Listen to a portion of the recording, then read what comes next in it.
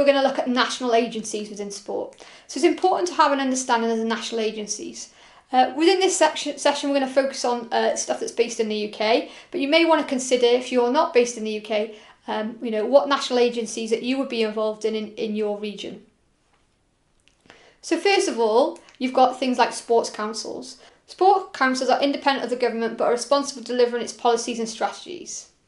In the past, they've served three main functions: encouraging people to take part in sport and physical activity, the achievement of excellence, and the provision of sport facilities. So here you can see the history of sports councils in the UK. They were first established in 1965 as an advisory body.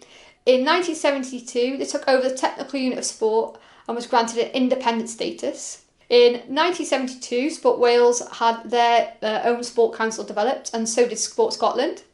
A couple of years later, we see the introduction of Sport Council for Northern Ireland, and then the kind of Sport England came about later on in 1994 with the reorganisation of GB Sports Council, because obviously all the other areas had their own independent councils.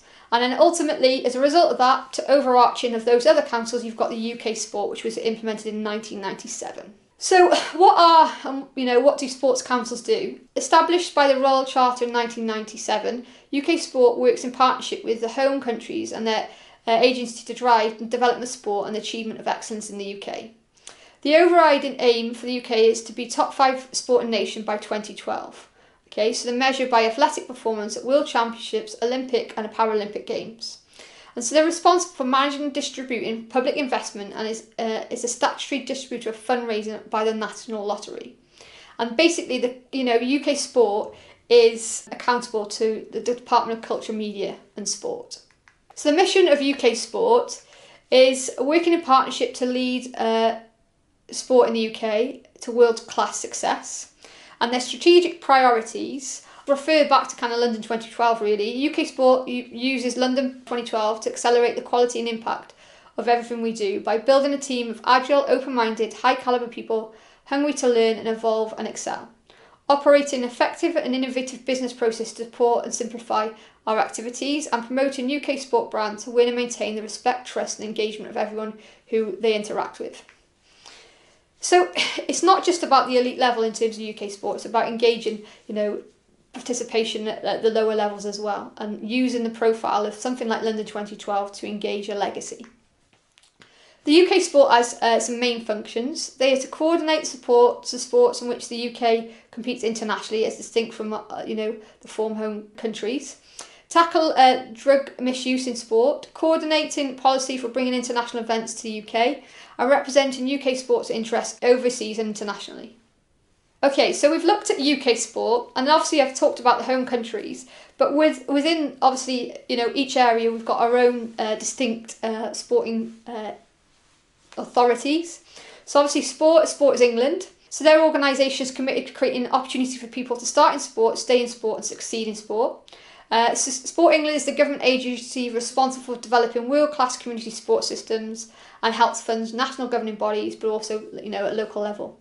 They also have kind of facilities on a national level to help have homes for kind of these sports and these performers at that elite level, from Lilleshall National Sports Centre, Bisham Abbey, and then Plaza Brennan in terms of a mountain centre. So Sport England exists to sustain and increase participation in community sport. They seek to do this by promoting, investing and advising on development and maintenance of high quality sporting pathways, which increases or releases potential through community sports activities, a sports club, coaches and officials in terms of their development, player pathways, development of volunteers and sports facilities, from which all of those things are going to take place. Their latest strategy, which obviously is now 2017, so I'm assuming that it's going to be under review, Sport England to deliver a series of demanding targets by 2017. So what they wanted basically to see more people taking part and keeping a sporting habit for life, create more opportunities for young people, nurture and develop talent, provide right facilities in the right places, support local authorities and unlock funding potential, and ensure real opportunities for communities. So obviously they're probably trying to address those in the last since that strategy was put together. It's also important when we're looking at Sport England to understand, their key partners.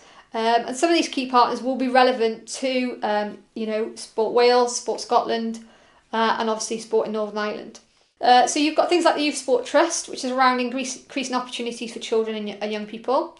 The UK Sport, which ensures talent and systems are linked seamlessly from grassroots to elite. You've got national governing bodies who plans and contributes to achievement of sport, England outcomes, but also you have national governing bodies within the other home countries as well. You've got local authorities, which provides the local facilities and opportunities within those local areas. Equality partners to ensure every community is reached. And then you've got the key kind of things in terms of clubs, coaches, volunteers, and then these community sport partnerships, which Sport England administered and all the funding at a national level for those community sport partnerships.